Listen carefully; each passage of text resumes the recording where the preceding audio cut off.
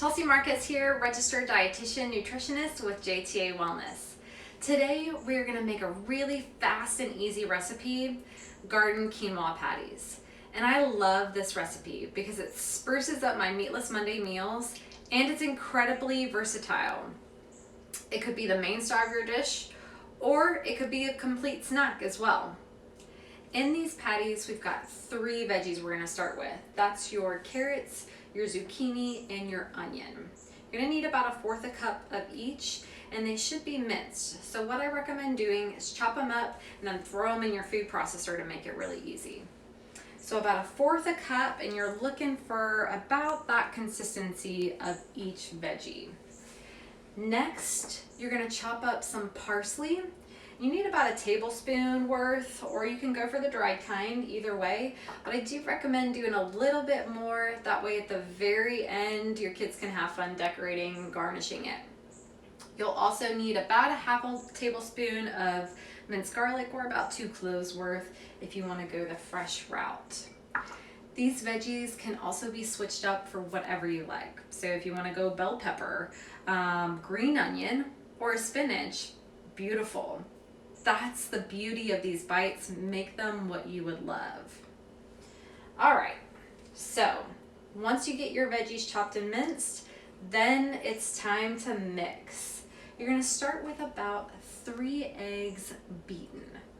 Then you're gonna take the star of this dish, which is your quinoa, and mix it in. Quinoa has about 10 grams of protein per cup. So it's really packed with nutrition, and it's a significant source of folate and iron. I'm gonna go ahead and mix this in here. I'm also gonna mix in about 1/2 cup of breadcrumbs. I chose to do whole wheat breadcrumbs, although you can go for flavor if you like. The breadcrumbs themselves are actually gonna provide a significant amount of moisture. So when you bite into that beautiful patty, you have 0 dryness. Next, I'm just mixing in those veggies.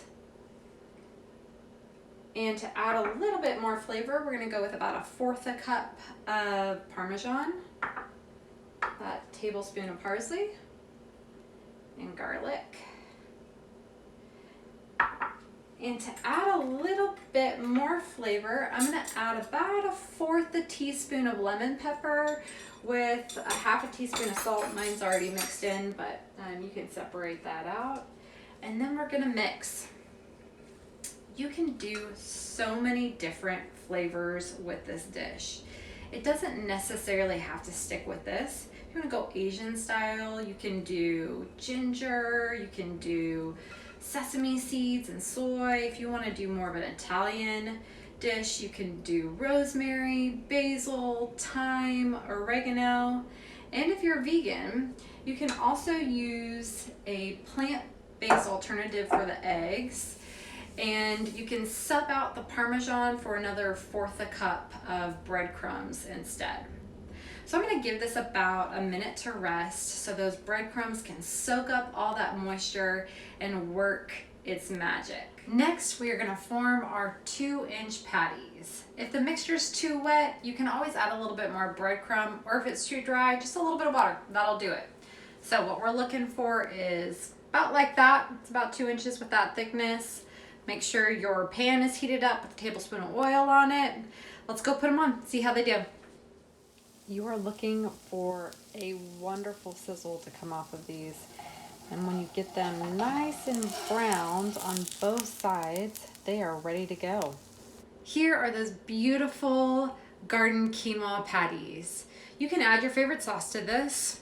I like a Romanesco sauce, or you can put it on top of your favorite salad. These and many more recipes can be found on our website at jtawellness.com. And check out our shop section for some fun plant-based ideas and eat well to be well and healthy meals for herd families. Thanks so much.